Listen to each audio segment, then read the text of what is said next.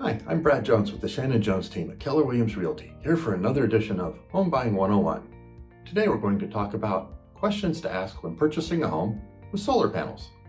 Solar panels can be a great feature and offer many advantages. However, before purchasing a home with solar panels, it's essential that you get answers to a few basic questions. Here are some initial questions to ask when evaluating your options.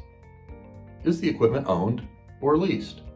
If it's owned, is the system fully paid for, or is there a remaining balance on the contract? What is that remaining balance? And is it transferable to the new homeowner? If it's leased, what's the remaining term on the lease? And again, is the contract transferable to the new homeowner? Are there any costs involved with the transfer of the contract? And what are the utility savings? Maybe ask to see copies of recent utility bills. How old is the system? And is the equipment still under warranty? With this basic information, you can decide if purchasing a home with solar panels is right for you. If you have any questions, please don't hesitate to give us a call. Thanks for watching.